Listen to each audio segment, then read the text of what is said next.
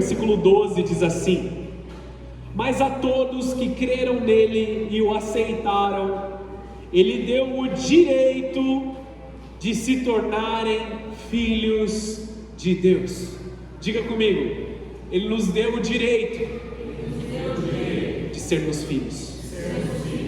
Em algumas outras versões, não precisa repetir isso, em algumas outras versões diz: ele nos deu o poder, ou nos deu a autoridade de sermos chamados filhos de Deus. A palavra que é usada aqui é exousia. Existem duas palavras no grego que foram traduzidas como poder: dunamis e exousia. Nós vamos abordar essas duas palavras em algum momento aqui, mas principalmente a palavra de hoje é a palavra exousia, que simboliza a autoridade de Deus sobre as nossas vidas. Amém? Vai pegando aí a chave espiritual. Exousia é uma palavra grega que ela tem o significado de poder de escolha, liberdade de fazer como se quer, uma licença, uma permissão, um poder físico e mental, uma habilidade ou uma força na qual alguém é dotado, que ele possui ou que ele exerce. Nós temos também na tradução, é um poder de autoridade, de influência, um direito e um privilégio.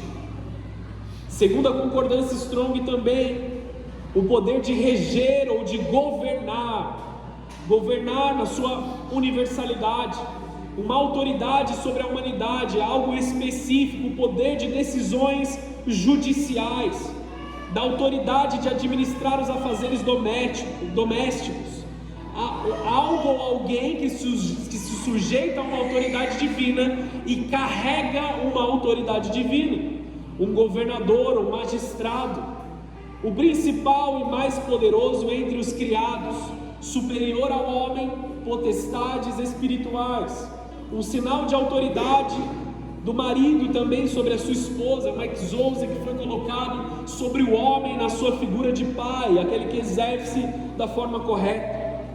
É o véu com o qual a mulher se cobria também nos momentos de adoração, e um sinal de autoridade real. Anotou aí?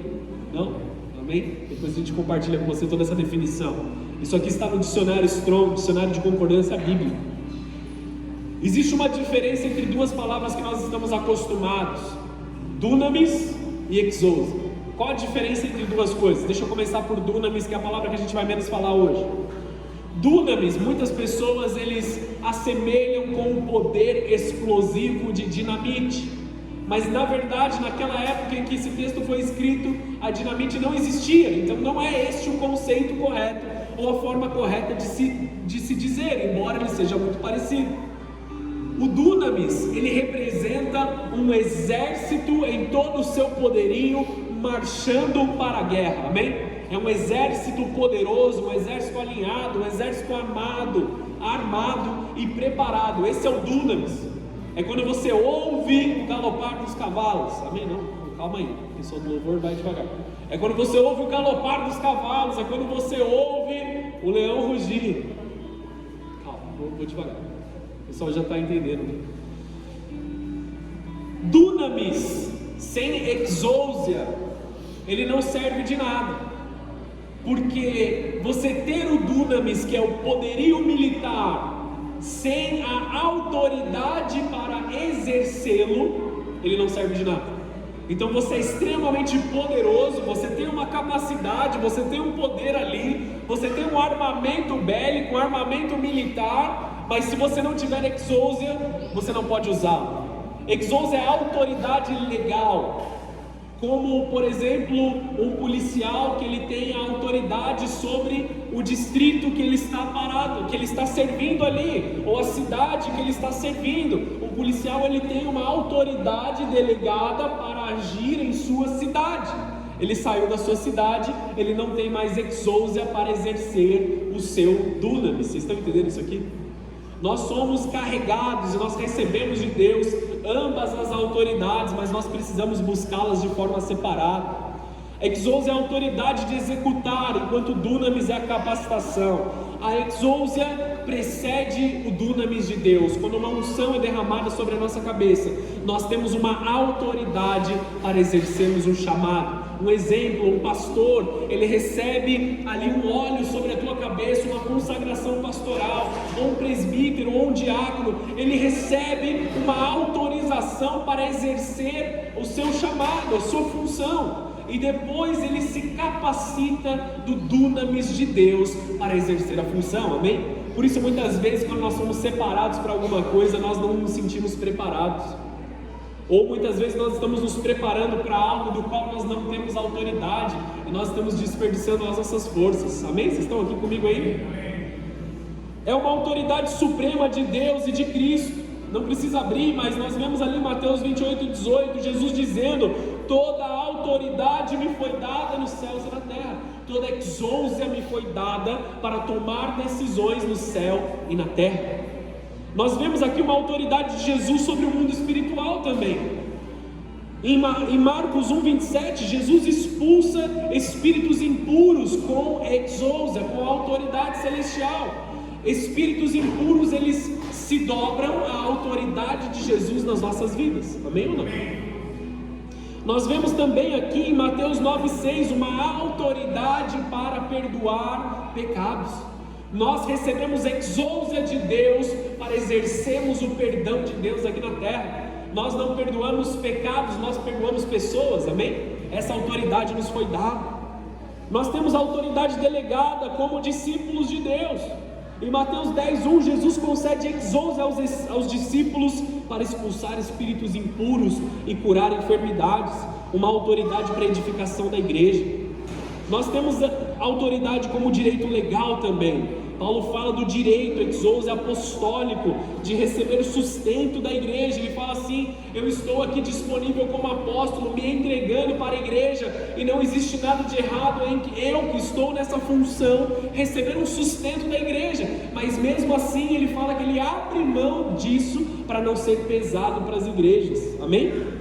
Nós temos autoridade civil e governamental, como Paulo também está dizendo para a igreja de Roma, no capítulo 13, que autoridades naturais, a eles foi dada uma exousia de Deus, ou seja, todo governante aqui na terra, mesmo você goste dele ou não, mesmo ele te falte capacidades ou não, ele foi instituído por Deus para um fim, amém?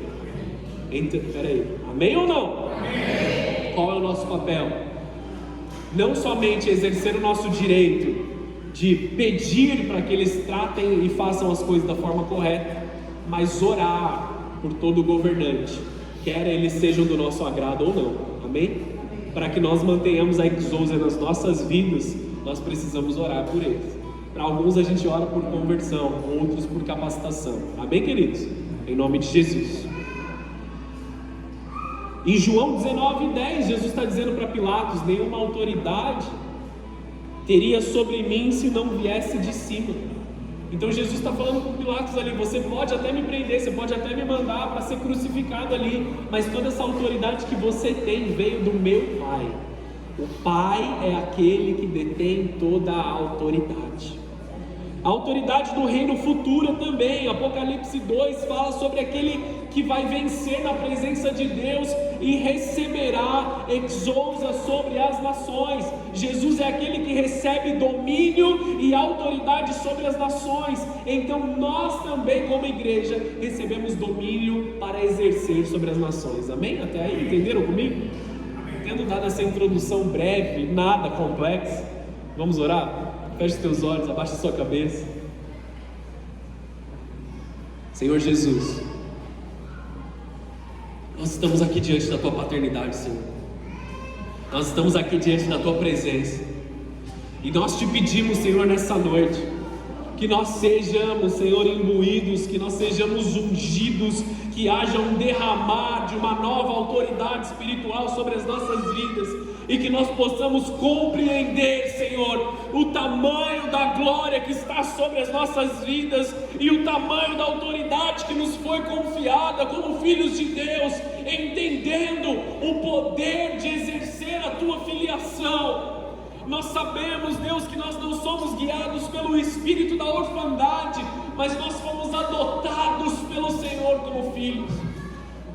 Então eu te peço nessa noite, Senhor, sobre cada filho que está aqui nessa casa, um derramar espiritual sobre eles, Senhor, um derramar de autoridade, de sabedoria para que exerçam o seu chamado, um derramar de glória, Senhor, para que eles não estejam prostrados com as coisas aqui da terra, para que eles não estejam prostrados com as demandas aqui da terra. Racha, Senhor, corações de pedra nesse momento, para que os teus filhos se conectem a Ti poderosamente, Senhor.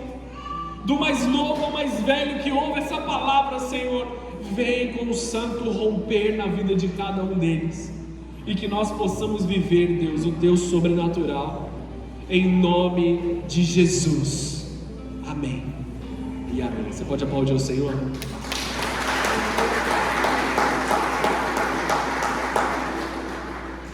Eu creio que o Espírito Santo quer fazer algo profético nas nossas vidas nessa noite, amados.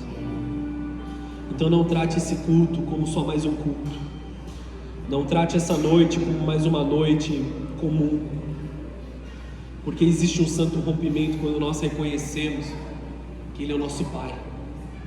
Existe um santo rompimento quando nós saímos desse lugar de orfandade, esse lugar de nós não termos ali um laço próximo com uma paternidade, para que nós sejamos cheios de algo mais poderoso dos céus.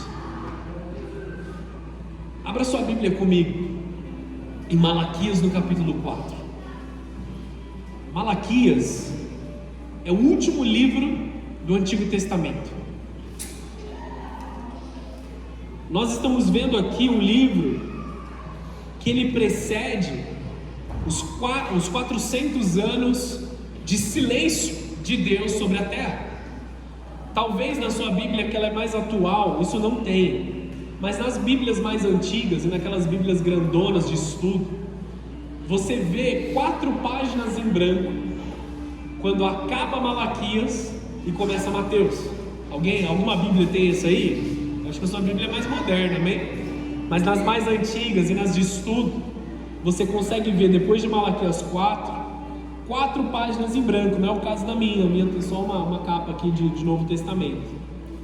Estas 4 páginas em branco simbolizam 400 anos em que Deus esteve em silêncio até a vinda de Jesus. Então nós vamos ler aqui as últimas profecias registradas antes da vinda de Jesus. Amém? Está preparado para isso? Existe algo muito poderoso nesse texto aqui. Ele está até de uma certa forma resumindo aquilo que viria a acontecer poderosamente no futuro. Malaquias capítulo 4, versículo 1, a gente vai ler do 1 até o 6, o capítulo todo. Assim diz o Senhor dos Exércitos: o dia do julgamento se aproxima e arde como uma fornalha. Naquele dia serão queimados como palha os arrogantes e os perversos, serão consumidos desde as raízes até os ramos. Mas para vocês que temem o meu nome, o sol da justiça se levantará, trazendo cura em suas asas, e vocês sairão e saltarão de alegria como bezerros soltos no pasto. No dia em que eu agir, vocês pisarão sobre os perversos como se eles fossem pó sobre os seus pés, diz o Senhor dos Exércitos. Lembrem-se de obedecer a lei de Moisés, o meu servo, a todos os decretos e estatutos que a lei a todo Israel no Monte Sinai, que dei a todo Israel no Monte Sinai. Vejam, eu lhes envio o profeta Elias antes da vinda do grande e terrível dia do Senhor. Ele fará que o coração dos pais volte para os seus filhos e o coração dos filhos volte para os seus pais.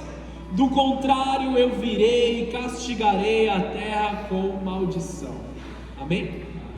Queridos, ele está falando aqui de um outro profeta que se manifestaria na mesma autoridade que Elias se manifestou.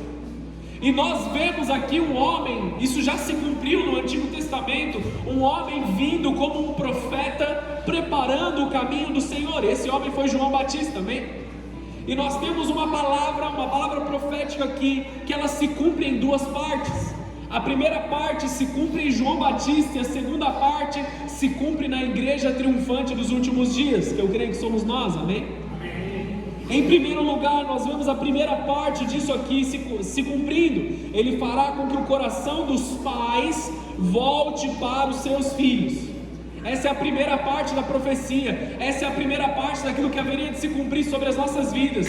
Nós vemos a primeira parte sendo derramada sobre nós através de João Batista. E agora, amados, a igreja triunfante carrega a segunda parte desta promessa, que é o coração dos filhos se voltando aos seus pais.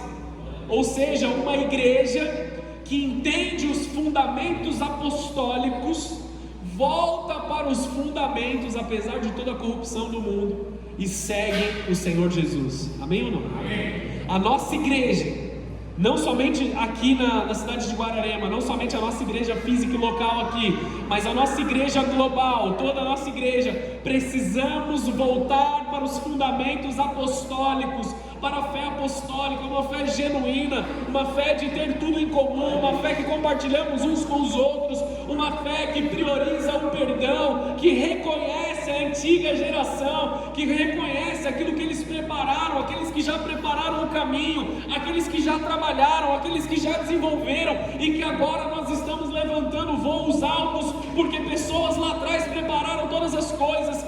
O coração dos filhos está se voltando para o coração dos seus pais na fé, para que nós sejamos, para que nós alcancemos a vida do Senhor. Amém, amados? Vocês estão entendendo isso aqui? O espírito de profecia, em primeiro lugar, ele vem em João Batista, e você vê João Batista repreendendo fortemente os fariseus.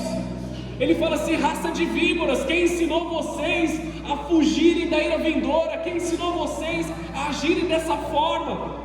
Para que eles tivessem misericórdia dos filhos, para que eles tivessem misericórdia da próxima geração que estava chegando. Vocês estão entendendo aqui? Os pais perderam a visão com os filhos, eles estavam sendo duros demais, os pais espirituais.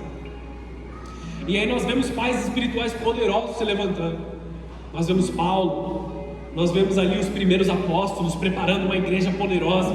E agora o espírito de profecia vem sobre nós mais uma vez, se cumprindo em cada um de nós, voltando o nosso coração de filhos para com os pais, voltando os nossos corações para o ensino apostólico da palavra de Deus. E nós valorizamos e honramos cada paternidade espiritual que foi colocada sobre as nossas vidas desde lá de trás, para que nós vivamos a grandeza daquilo que o Senhor tem sobre nós. Somente o discípulo, somente o filho que se submete à autoridade, carrega a autoridade. Olha para a pessoa que está do seu lado, e eu sei que você ama falar isso para as pessoas que estão do seu lado. Então diga assim: somente aquele que se submete à autoridade carrega a autoridade. Você pode aplaudir ao Senhor por isso?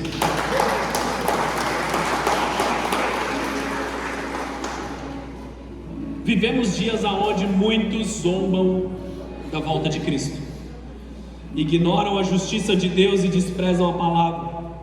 Mas a Bíblia é clara: o dia do Senhor vem e será como fogo para uns e cura para outros. Hoje Deus te chama a escolher em qual lado você vai estar: o dos arrogantes que serão queimados, ou dos filhos que serão curados pelo Senhor. Amém ou não? Vai aquecendo os motores aí. Você está preparado para o sol da justiça? Você está se preparando, na verdade, para o sol da justiça? Ou você está negligenciando para o fogo do juízo? Malaquias é o último profeta do Antigo Testamento. Essa é a última revelação antes do período de 400 anos de um silêncio de Deus sobre a terra. Ele escreve a um povo frio, desobediente e indiferente à aliança. Se você lê o livro de Malaquias, que é bem rapidinho, você consegue ler quando você chegar na sua casa, você vai ouvir frases muito duras. Em Malaquias 2 você vai ouvir assim o profeta dizendo: o Senhor está cansado da sua muita conversa, o Senhor está cansado do seu falar, o Senhor não está recebendo as suas ofertas. No capítulo 3 você vê Deus repreendendo o povo, dizendo assim: em que nós roubamos a Deus? E Deus está falando assim: vocês estão me roubando, retendo o dízimo e oferta, vocês estão me roubando na sua forma de agir dentro da casa do Senhor, vocês estão indo até o templo e vocês estão comercializando as ofertas, ao invés de oferecer sacrifício que lhes custe. Vocês estão entendendo aqui, amados? Ele está falando para um povo ali, amados, que estava com o seu coração de todas as formas endurecido. E no capítulo 4, ele traz um alerta. Ele traz um alerta que começou a se cumprir e continua se cumprindo nas nossas vidas. Nós falamos sobre as profecias que viriam, e eu estou tentando mergulhar nas profecias do Antigo Testamento e mostrar para vocês como a palavra de Deus ela é completa em si mesma, e coisas que nós podemos tomar posse sobre nós e continuar vivendo isso. Isso não foi somente de um cumprimento, como eu disse, se cumpriu em primeira parte em João Batista e continua na igreja triunfante dos últimos dias. Nós somos a igreja triunfante dos últimos dias, a igreja que perdoa, a igreja que ama, a igreja que se entrega, a igreja que se submete à paternidade de Deus e diz: eu sou o filho, eu tenho autoridade. Órfãos não têm autoridade. Aqueles que não reconhecem a paternidade, aqueles que não se submetem a Deus, eles não têm um lugar na mesa. Eles não gastam tempo na mesa da presença. Eles não gastam tempo se desdobrando ali para estar onde o Senhor está. Apenas os filhos ouvem as instruções de Deus e demonstram que ouviram as instruções. Continuam comigo aqui? Eu estou animado demais. Estamos só começando, amém, amados? Malaquias fala para um povo que está até roubando a Deus na sua forma de agir. Nós não podemos ser esse tipo de pessoa. Nos últimos versículos da sua profecia, ele fala do dia do Senhor, e ele aponta para dois grandes eventos: a vinda do Messias, Jesus em primeiro lugar, e a segunda vinda, o juízo final, o dia do favor de Deus, ou o dia em que os pecadores eles vão ser punidos ali pela ira de Deus. Aqueles que rejeitaram o sacrifício do Cordeiro Pascal, eles vão receber o juízo sobre as suas próprias vidas. Não é somente aqueles que foram convidados ao casamento, mas aqueles que disseram sim, eu aceito o convite para as bodas do Cordeiro. Eis-nos aqui, amém?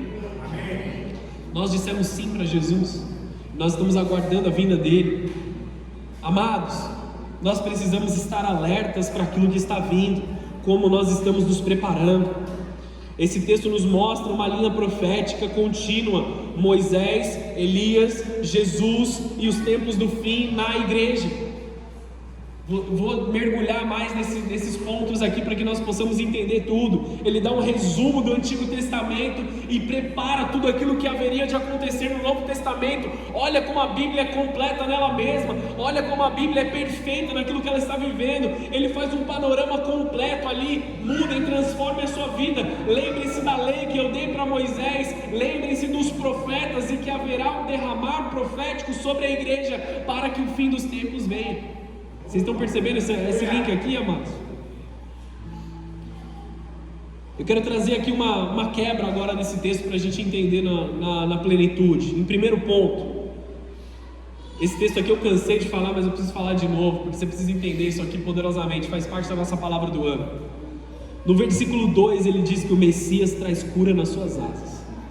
Quem é que me ouviu falando isso ao longo desse ano? O Messias traz cura nas suas asas.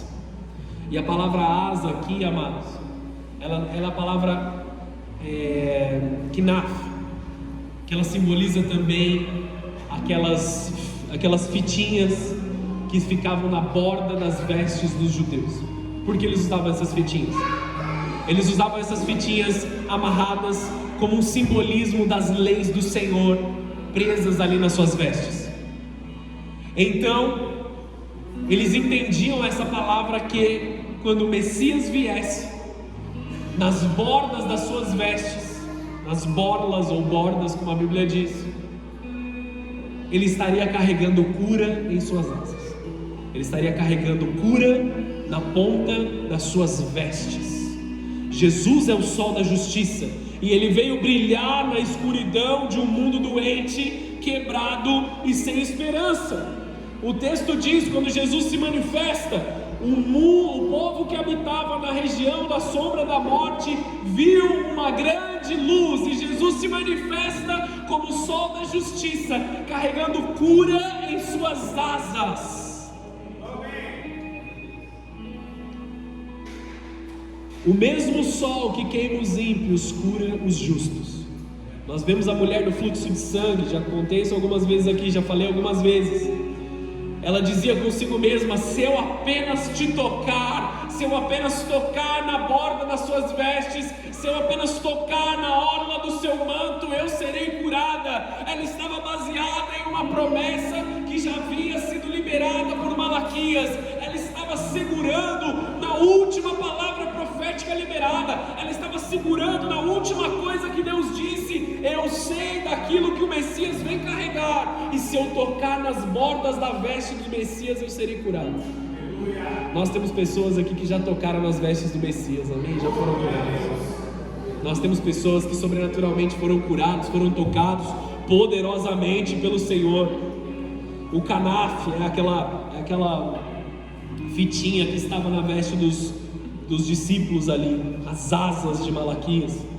Ela creu na profecia, ela foi curada, porque ela reconheceu que Jesus é o Messias, e você pode ser curado hoje, física, emocional, espiritualmente. O mesmo sol da justiça ainda brilha, e eu preciso te dizer uma coisa, igreja amada do Senhor: todos podem tocar nas vestes de Jesus. Se não bastasse uma base bíblica tão poderosa como essa, que a mulher do fluxo de sangue foi curada. A pastora estava lendo a Bíblia esses dias lá em casa, e ela me contou uma revelação, amados, que eu tive que abrir a Bíblia para ler e falar assim: isso está na Bíblia mesmo? Porque eu já li algumas vezes e eu não sabia que estava escrito lá. A gente até meio que duvidou do negócio. Ela falou assim: será que é só na minha? Será que tem alguma tradução diferente? Abre a sua Bíblia comigo em Marcos capítulo 6, versículo 55. Foi tão profundo que eu olhei para ela e falei assim: eu prego sobre isso ou você prega sobre isso? Rolou uma competição lá dentro de casa para saber quem ia pregar sobre isso aqui. E aí no final das contas ela falou: você prega. Queridos, nós temos a mulher do fluxo de sangue, que é um dos maiores exemplos para nós. Só que eu quero que você entenda que a palavra de Deus, ela não é limitada para uma ou outra pessoa. Jesus estava em Genezaré nesse momento. Marcos capítulo 6, versículo 55. Quando ouviram que Jesus estava em algum lugar, corriam por toda a região, levando os enfermos em macas para onde sabiam que ele estava. Até aí tudo bem. Aonde quer que ele fosse, aos povoados, às cidades ou aos campos ao redor, levavam os enfermos para as praças e suplicavam que ele os deixasse pelo menos tocar na borda do seu manto, e todos que tocavam eram curados. Quantos que tocavam? Todos que tocavam eram curados. O homem mais inexperiente era curado, o mais experiente era curado, o menos doente, o mais doente, todos eram curados. Eu e vocês, aos pés de Jesus nesse momento, se simplesmente estendermos as mãos a Ele, recebemos cura sobre as nossas vidas. Esta palavra não teve somente um cumprimento naquela mulher, mas Ele continua na minha e na sua vida. Se simplesmente tocarmos nas suas vestes, Ele ainda carrega a cura em suas asas. Ele ainda carrega a cura sobre a tua vida. Você que já recebeu uma cura sobrenatural, você é um canal de milagre. Tem pessoas aqui nessa igreja que eu sei, porque me contaram, não por revelação, que foram curados sobrenaturalmente, amém? Amém. Você carrega a cura, a mesma cura de Jesus. Você carrega a mesma cura de Jesus. Você que creu nessa palavra, você que viveu essa palavra, dê continuidade a essa palavra. Não deixa a timidez tomar o seu coração. Vai e ora por eles para que eles sejam curados, todos que aparecerem na sua frente. você carrega o dom de cura sobre a tua vida. Uma exousia do Senhor foi derramada sobre você. Continua aqui comigo. Esse foi o ponto número 1. Ponto número 2. O dia do juízo se aproxima. O dia do juízo se aproxima ardendo como um fogo. Jesus veio uma vez como um cordeiro, mas ele volta como um leão. Esse dia não é uma metáfora poética, ele é real, iminente, glorioso para os justos, mas terrível para os ímpios. O texto de Apocalipse diz que todo olho verá, toda língua confessará e todo joelho se dobrará. Amém? Amém. Todos, na mesma qualidade do que aqueles que serão curados. Todo joelho vai se dobrar. Só que nós temos uma diferença aqui nesse momento. Nós podemos ir até Jesus agora, tocar as suas vestes e sermos curados, mas se a gente esperar demais, amados, nosso joelho vai se dobrar por um outro motivo. Muitos nesse grande dia dobrarão os seus joelhos dizendo: obrigado, Jesus, eu estava te esperando, e vão ouvir de Deus: entra no descanso do teu Senhor, servo bom e fiel. Mas infelizmente alguns outros, talvez, segundo o que a Bíblia diz, talvez não, é uma certeza bíblica, né? Uma grande maioria que negou o Senhor Jesus vai dobrar os seus joelhos dizendo: o que eu fiz na minha vida até aqui, como eu desperdicei meu tempo, como eu desperdicei minha energia, como eu desperdicei as minhas forças. Muitos zombam da ideia de juízo, mas a justiça é um atributo essencial de Deus. A cruz é a prova: ou você crê na justiça de Cristo, ou sofrerá a sua própria. 2 Timóteo capítulo 4, vamos lá comigo.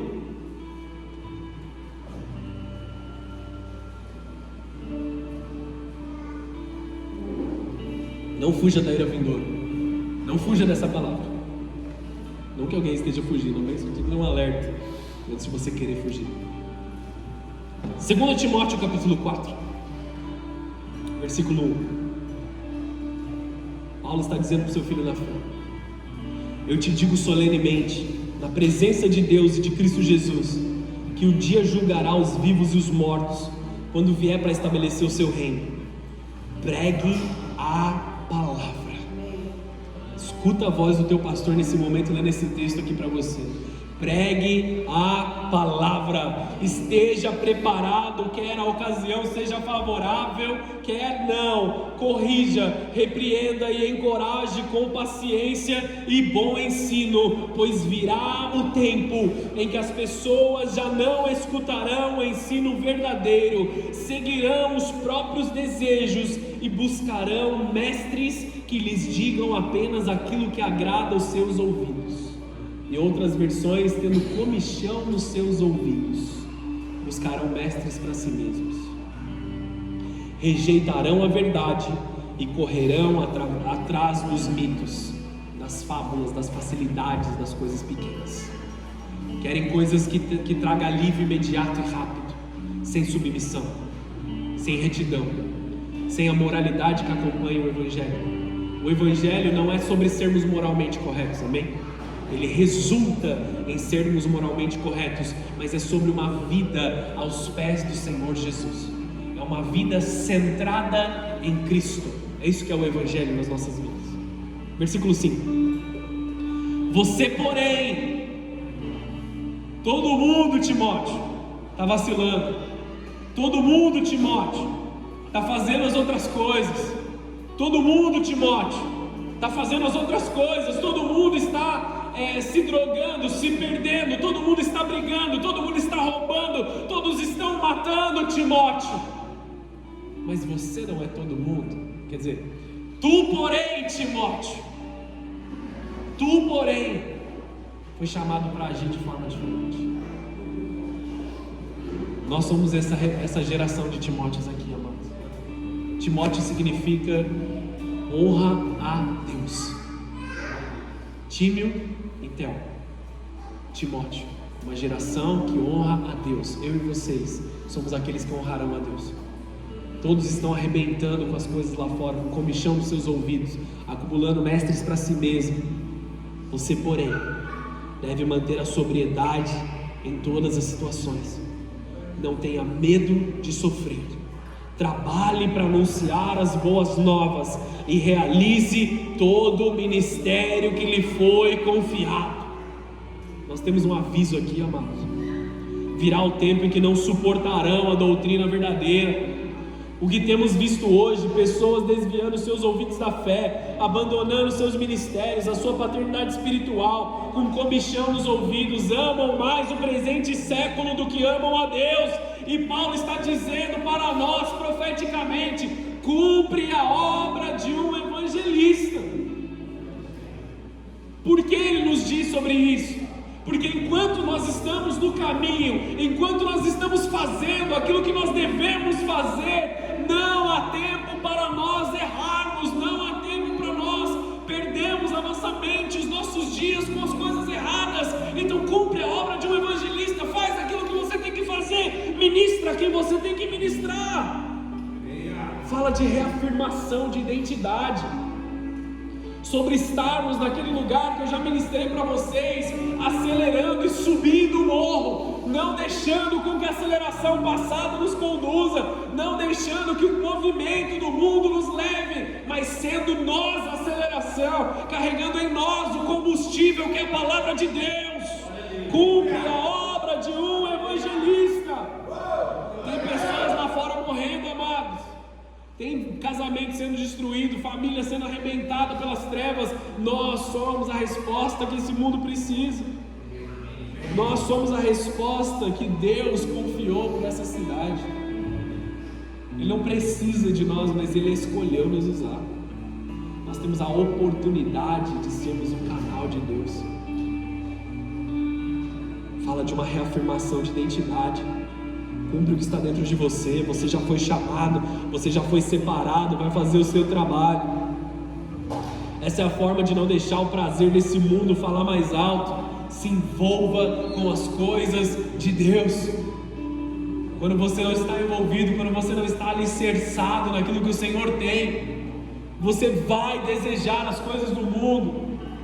Todas as vezes, amados, que eu senti que eu não estava servindo adequadamente na igreja, ou que eu estava sobrecarregado pelo servir na igreja, não era sobre a condição que me era apresentada, mas sobre como estava o meu coração. O erro sempre esteve em mim, e não naquilo que me era apresentado, porque o serviço na presença de Deus, ele é agradável para nos manter santos e fiéis a Ele.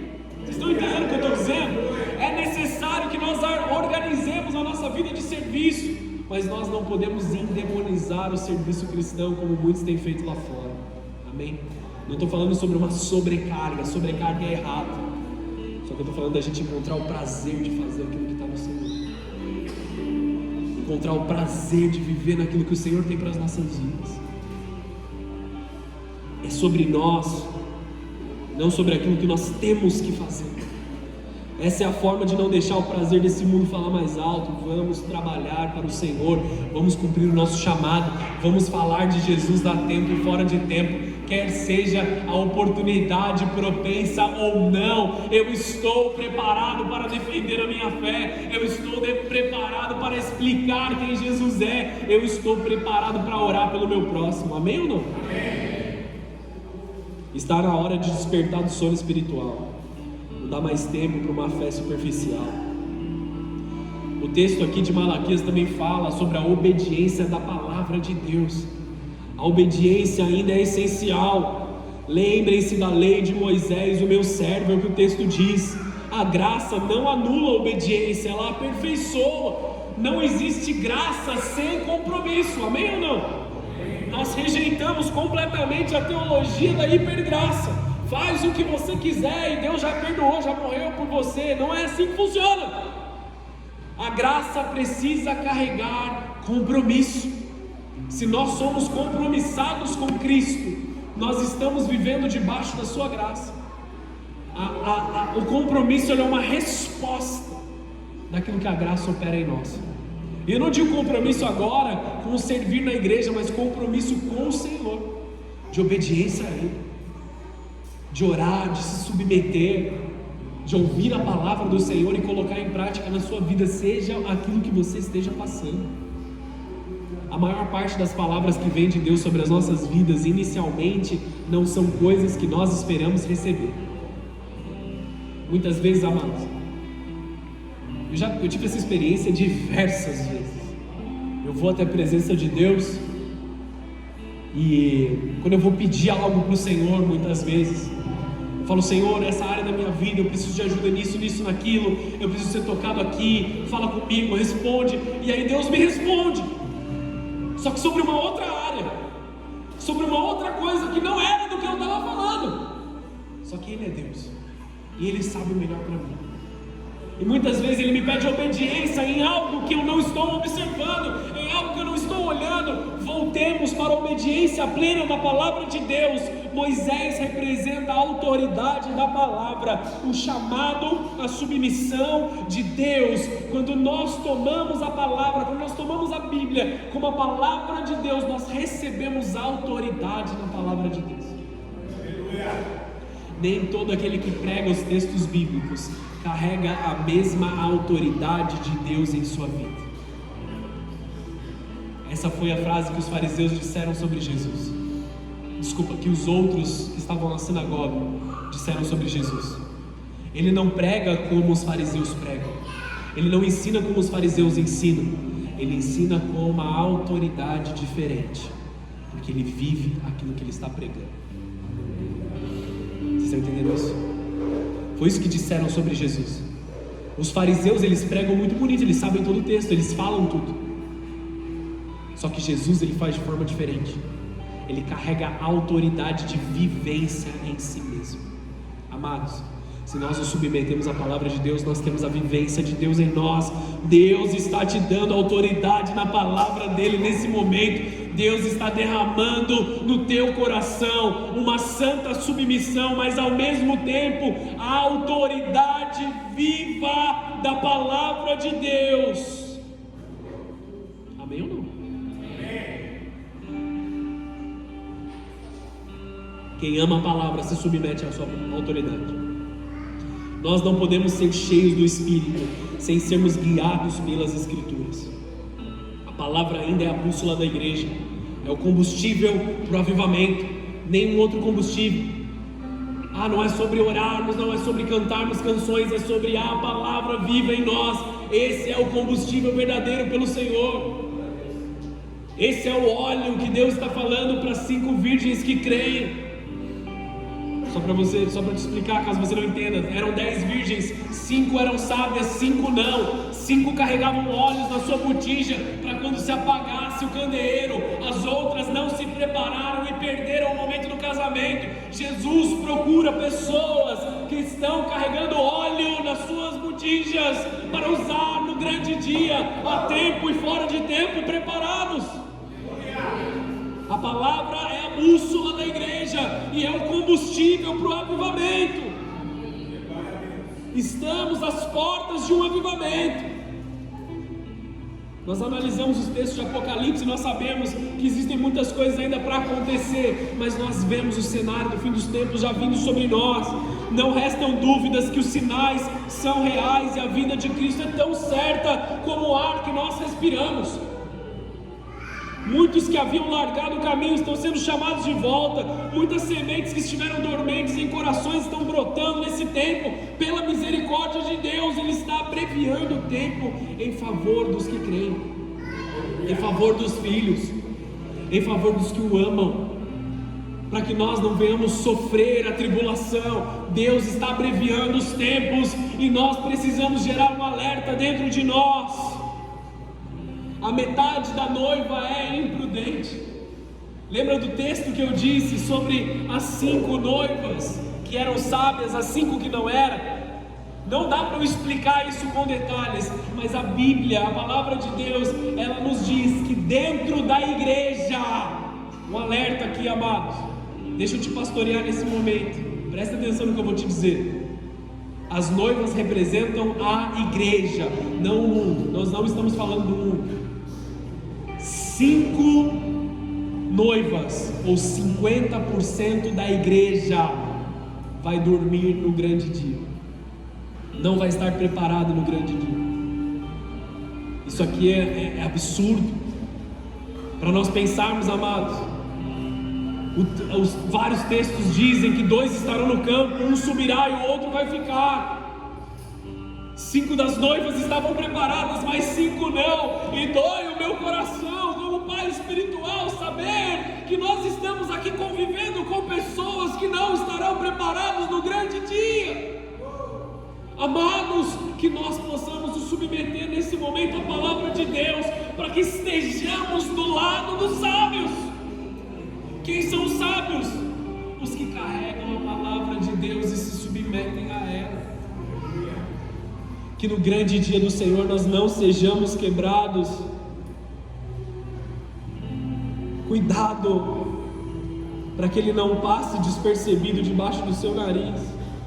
Que no grande dia em que o avivamento for derramado sobre as nossas vidas, você esteja de braços cruzados, julgando se o avivamento está correto ou não, ao invés de participar dele. Amados, essa palavra é muito séria, por favor, tome atenção a isso. Avivamento não é algo que a gente tropeça, entramos na igreja, uau, um avivamento lá acontecendo. Avivamento é algo que nós geramos no nosso coração. Avivamento é nós estarmos com os nossos corações conectados uns aos outros e conectados ao de Deus, para que algo do céu se rache e venha sobre nós. Dos filhos que receberam uma transferência dos céus e agora se comprometem em pagar o preço, em andar aquilo que tem que andar. Esse último avivamento não é um avivamento que vai ser televisionado, não é um avivamento que vai ser aplaudido pelo mundo, mas ele vai ser vivido pela igreja que está sendo cancelada, que está sendo abafada, que não vai ser mostrado. Esse é o tipo de avivamento que vai estar uma igreja cheia, o Datafolha vai dizer que tinham 10 pessoas lá. Estão entendendo o que eu estou falando ou não?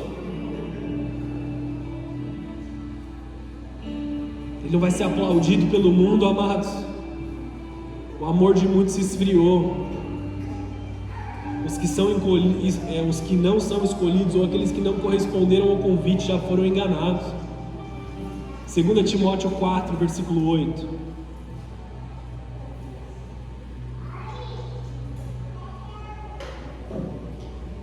A palavra está cortando seu coração aí, amados? Corta o meu também, amém? Deixa eu te pastorear nesse momento.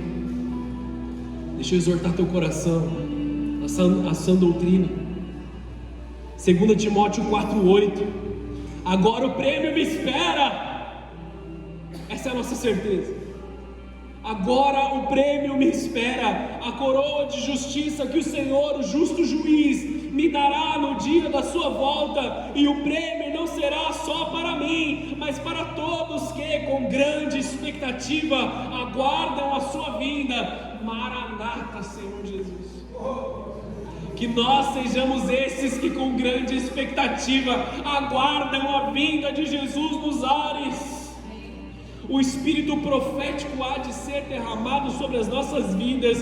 Eu lhes enviarei o profeta Elias antes da vinda do grande e terrível dia do Senhor. Isso há de se cumprir mais uma vez, não em uma pessoa, não um Elias vindo, mas o corpo de Cristo sendo capacitado com o espírito profético de Deus poderoso, caminhando em autoridade para declarar nas regiões celestiais cura, restauração, salvação, perdão de pecados. Um povo que carrega a autoridade da palavra de Deus. Jesus subiu no Monte da Transfiguração com 3 discípulos. No momento que ele chega lá, se vê 2 homens, Elias e Moisés. E por que esses 2 homens eles estão sendo relatados tanto aqui em Malaquias quanto no Monte da Transfiguração? Porque eles têm uma representação sobrenatural nas nossas vidas. Moisés representa a palavra, a autoridade da palavra, representa a lei, representa o ensino, e Elias representa o poder profético sobre a igreja.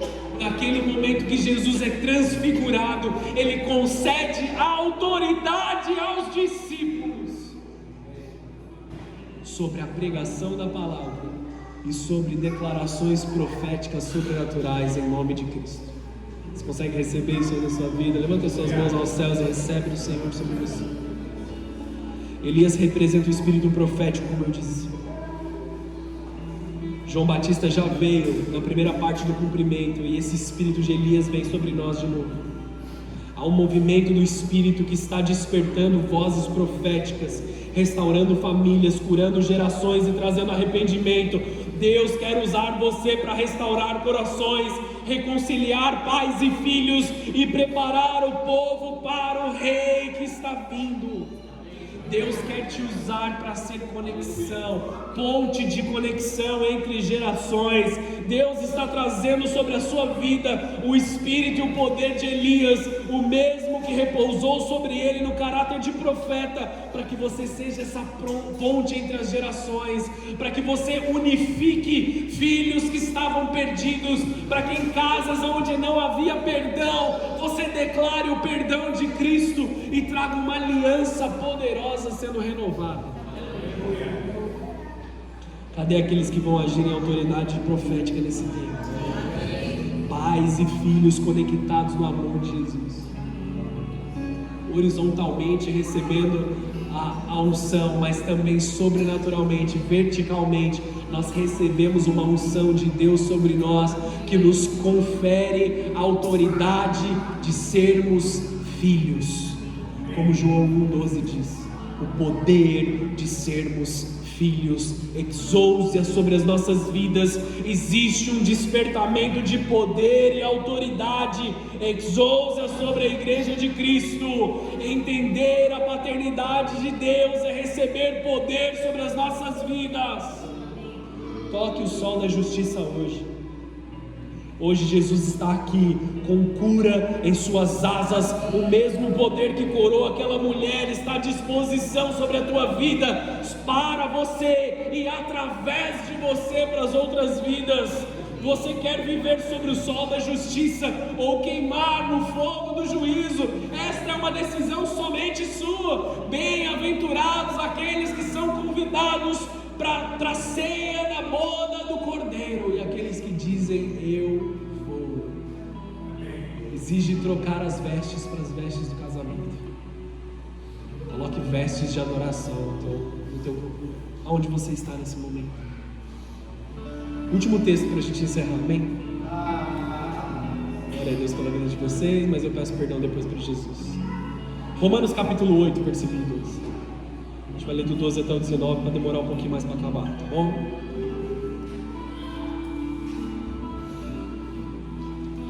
Romanos 8, 12 diz assim: portanto, irmãos, vocês não têm de fazer o que a sua natureza humana lhes pede, porque se viverem de acordo com as exigências dela, morrerão. Se contudo pelo poder do Espírito fizerem morrer as obras do corpo, viverão. Porque todos os que são guiados pelo Espírito de Deus são filhos de Deus. Falamos disso no culto de domingo passado. Pois vocês não receberam o Espírito que os torne de novo escravos medrosos, mas sim o Espírito de Deus que os adotou para os seus próprios filhos, e agora clamamos Abba Pai. Até aqui alguma dúvida? Nós não somos escravos, nós não somos órfãos, nós recebemos a paternidade de Deus, amém? Já passamos por isso no culto passado. Agora nós continuamos. Essa é a segunda parte, a segunda porção. Pois o seu Espírito confirma no nosso espírito que somos filhos de Deus. Se somos os seus filhos, então somos os seus herdeiros, portanto os co-herdeiros com Cristo. Se de fato participamos do seu sofrimento, participaremos também da sua glória. Se nós estamos sofrendo aqui na terra por Cristo, se nós estamos passando por dificuldades, ofertando o nosso corpo como adoração, ofertando as nossas mãos, os nossos pés, a nossa boca, o nosso serviço como adoração, nós somos dignos de receber o galardão celestial. Considero que o nosso sofrimento de agora não é nada comparado com a glória que Ele nos revelará mais tarde. Não interessa aquilo que você está passando, não importa o tamanho da sua dor, da pedra que você está enfrentando, não importa o tanto de lágrimas que você tenha derramado, não é nada comparado à porção de glória que está sobre a igreja do Senhor Jesus. chorando. Deus tem muito mais para você. A gente vai ler o versículo 19, mas eu preciso te dizer uma coisa. O texto que é usado aqui para filhos de Deus, ele usa a palavra uios, que é filho, sim, mas é o filho mais maduro. Não é o bebê, é o filho maduro. Enquanto nós estávamos na adoração aqui, Deus nos chamou para essa maturidade. Deus nos chamou para amadurecermos como discípulos. E queridos, Deus nos chama para sermos os uios de Deus. Não somente sabemos que somos filhos, mas nos comportarmos como filhos maduros, os filhos que cuidam dos negócios do Pai. Deixa comigo, Deus, que eu resolvo essa. Segura minha mão aqui, mas deixa que eu resolvo. Eu me coloco na posição. Eu entendo que eu tenho o poder e eu tenho a autoridade. Confia em mim, Senhor Jesus. Essa é uma das orações que eu mais faço, irmãos. Deus, confia em mim como pastor e manda mais vidas para que eu possa cuidar. Deus, confia na nossa igreja, confia nos filhos que estão nessa igreja. Deus, derrama uma nova porção. Essa é a oração que eu mais faço. Confia em mim, Deus. Derrama, deposita em mim a confiança para que eu continue fazendo e exercendo o chamado. Confia em mim como um pai para esta igreja. Confia em mim como um pastor para os teus filhos. Confia em mim como um evangelista para essa cidade. Confia em mim como um profeta para a cura daqueles que estão precisando. E eu preciso te dizer uma coisa: Deus ama os bebês, amém? Não? Deus ama os bebês, mas Deus não pode usar bebês. Deus não pode usar os bebês de colo. O bebê de colo, quando ele está com fome, ou quando ele sente algum tipo de desconforto, ele chora, amém? Não estou fazendo uma alusão aqui que você está chorando demais, amém? Não é isso. Mas bebês, eles não conseguem fazer nada além de reclamar ali, naquele momento, até eles amadurecerem, até eles crescerem. Na quarta-feira nós falamos sobre a mesa da presença e que os maduros, eles valorizam a mesa da presença. Nós precisamos ser aqueles que valorizam a mesa da presença, aqueles que valorizam estar na presença de Deus. Todo aquele que é salvo tem acesso à herança, é filho, mas é um bebê. Bebês vão ser salvos, amém? Aqueles que não são maduros em Deus ainda, não estão com a sua salvação em risco, amém ou não? Só que existe um chamado, existe aqui um clamor pelos trabalhadores da última hora, existe um clamor, porque os campos estão brancos e é necessário que pessoas se levantem e ouçam a voz do seu pai espiritual, como Paulo disse para Timóteo: pregue a palavra a tempo e fora de tempo. Existe uma última onda de avivamento vindo sobre os filhos maduros. Por quê? Versículo 19: pois toda a criação aguarda com grande expectativa o dia em que os filhos de Deus serão revelados. E quem vai ser revelado aqui, amados? Os uios de Deus. E ele está dando uma distinção muito grande aqui. Teologicamente é muito difícil de explicar, mas deixa eu te trazer uma simplificação básica aqui. Filhos e criação estão em lados opostos, amém? Criação são aqueles que foram criados por Deus, mas não receberam filiação, não creram em Cristo. Então a criação são aqueles que não creem em Jesus ou não entregaram sua vida para Jesus. Existe uma expectativa da criação de Deus, que filhos maduros do Senhor se revelem no meio da sociedade. Existe uma expectativa, não dentro da igreja, amém, irmãos? Isso é sobre lá fora, é fora das quatro paredes. Aqui nós somos cuidados, aqui nós somos capacitados, aqui nós somos imbuídos e ungidos de poder para exercermos a autoridade lá fora. Mas existem pessoas lá fora tendo seus casamentos arrebentados, perdendo seus filhos para as drogas, perdendo ali os seus empregos, endividados, amargurados, machucados, entristecidos, em pés de guerra com as outras pessoas. E o que eles aguardam? Que os filhos de Deus se manifestem. Uma expectativa que os filhos de Deus se manifestem. Todos os dias, milhares de pessoas acordam com medo, com dúvidas, com dívidas, com traumas, com todo o inferno sobre as suas costas. E o que eles esperam? O milagre de Deus. Os uiós são o milagre de Deus na sociedade. Os uiós, eles carregam botijas com o óleo da presença para realizar milagres no meio do povo através da palavra de Jesus. Eu e vocês somos portadores de milagres. Vocês não entenderam, só o Edson entendeu. Eu e vocês somos portadores de milagre no meio da sociedade. Eu e vocês somos resposta para aqueles que estão machucados. Eu e vocês estamos nos negócios do reino. O filho Uiós tem autoridade reconhecida pelo pai em dupla honra. O Uiós é o filho que cuida dos negócios do pai, tem acesso não só à herança, mas para administrar as coisas. Eu e vocês precisamos